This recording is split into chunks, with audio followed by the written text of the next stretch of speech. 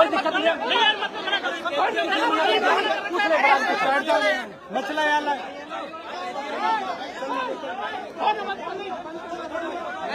शांत हो जाओ।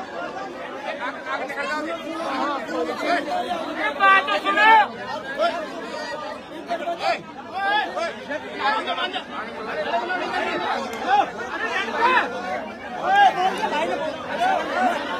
मीडिया मीडिया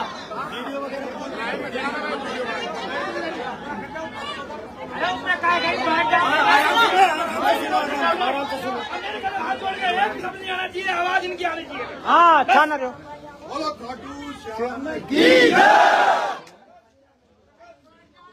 बोलो हीरामन बाबा की जय।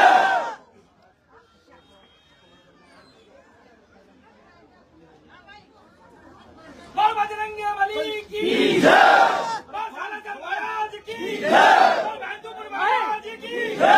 बोल सच्चे दरबार की जय। अरे लाइव मत कराइए, कोई लाइव मत कराइए।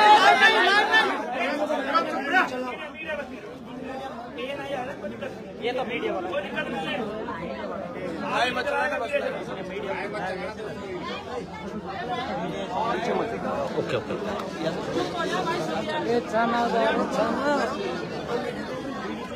अरे यार बैठो ना यार, आप बैठो बैठो, आप बैठो। अरे यार बैठ जाओ भाई साहब, बैठो। अरे बैठ जाओ, जो जो जहाँ ठीक है वही बैठो। बैठ जाओ, आप आ जाओ, पीछे आ जाओ, यहाँ पे बैठ जाओ, बैठ जाओ, बैठ जाओ, सब बैठ जाओ यार।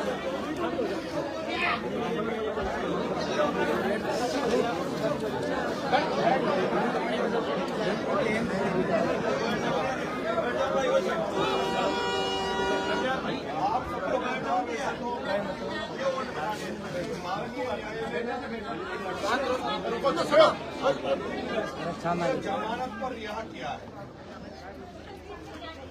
माननीय न्यायालय ने मुझे अभी केस से मेरा निर्णय नहीं दिया, मुझे जमानत पर छोड़ा है। माननीय न्यायालय ने मुझे आदेश किया है कि मैं महीने की 25 तारीख को, हर महीने की 25 तारीख को तो नगर कोर्ट थाने में अपनी हाजिरी लगाऊं। माननीय न्यायालय ने मुझे आदेशित किया है कि मैं छूटने के बाद किसी जश्न में किसी तरह की कोई इस तरह की बात ना करूं। लेकिन समरावता ने मुझे बेटा माना है और मैं बेटा बनकर ही अपने परिवार में आया हूं और मरते दम तक, जब तक मेरी शरीर में जान है, जब तक इस गांव के प्रत्येक बुजुर्ग की, प्रत्येक माँ की, प्रत्येक भाई की, प्रत्येक बहन की बेटा बनकर, भाई बनकर, आपकी बुढ़ापे का जो बुजुर्ग है उनकी लाठी बनकर आपकी सेवा करने का प्रण लेने आपके बीच में आया हूं। आज के बाद इस समरावता गांव में हर परिवार का मैं बेटा हूं, भाई हूं। जब कभी भी किसी भी वक्त मैं किसी भी कोने में हूं, किसी भी परिस्थिति में हूं, लेकिन अगर समरावता का एक बच्चे से लेकर माँ, बुजुर्ग, महिला, बहन, बुजुर्ग, कोई भी व्यक्ति इस बेटे को याद करेगा तो आपका बेटा जैसे सरवण ने अपने माँ बाप की सेवा करी, उसी तरह आपका बेटा सरवण बनकर आपकी सेवा करने के लिए आपके बीच में तैयार है।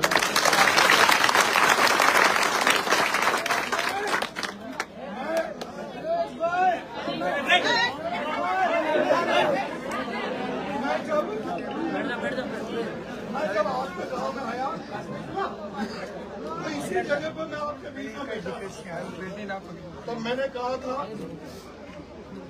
कि मैं एक ऐसे परिवार में पैदा हुआ हूँ, ऐसे खानदान में पैदा हुआ हूँ इसमें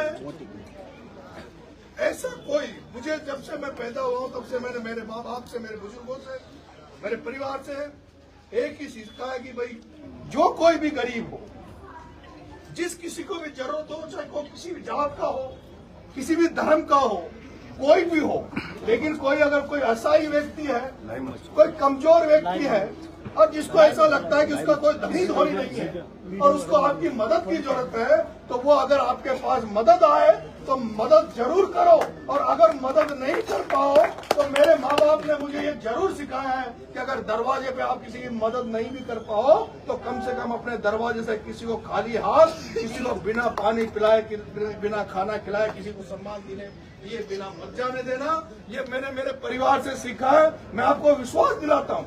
और आपने जिस दिन यहाँ मैं बैठा था तब मैंने कहा था कि आप मेरा साथ मत छोड़ना, मैं आपके साथ पूरी दमखम से रहूंगा।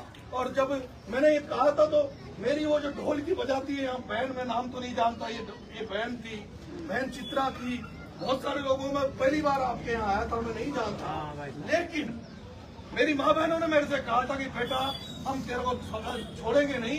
एक रामायण में एक कहावत है, रामायण में एक चौपाई है, रघुकुल रीत सदा चलाई, रघुकुल रीत सदा चलाई, प्राण जाए पर दुख जाए।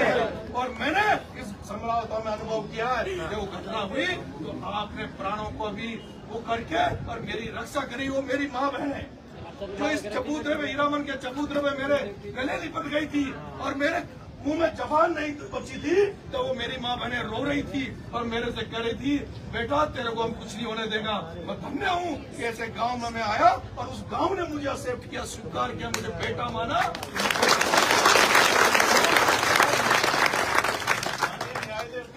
आदेश के कारण, माननीय न्यायालय के आदेश के कारण से मुझे दुख है इस बात का। इस भारत में और हमारे सनातनी धर्म में, भारत में सिखाया गया है कि कोई व्यक्ति आपका स्वागत करे, सत्कार करे, कोई माला पहनाने आए, साफा पहनाने आए तो उसका माला और साफा जरूर लेना चाहिए। लेकिन मुझे दुख है, अभी जब मैं टॉक से यहाँ आया हूँ, बहुत सारे लोग रोडों पे बेचारे मालाएं लेके खड़े थे, साफा लेके खड़े थे, लेकिन मेरी माननीय न्यायालय के आदेश के कारण मेरी मजबूरी थी कि ना तो मैं उनकी माला पहना पाया, ना कोई उनका स्वागत ले पाया। लेकिन मैं आपसे निवेदन करूंगा, आज मैं इन शब्दों के बेटा होने के नाते और कोई शब्द आज न्यायपालिका के कारण कुछ बोल नहीं पा रहा।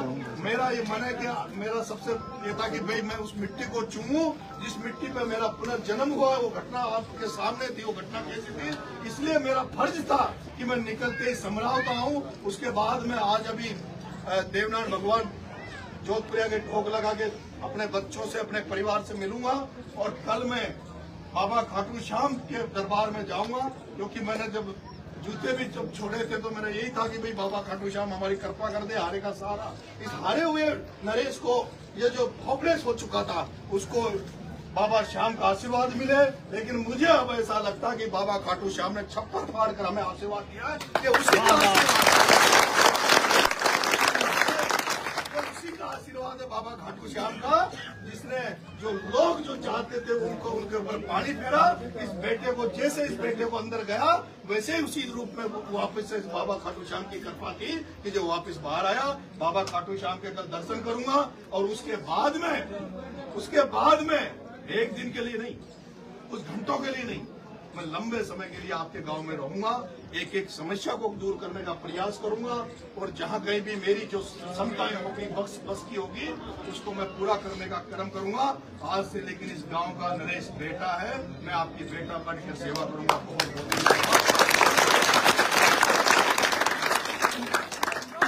बहुत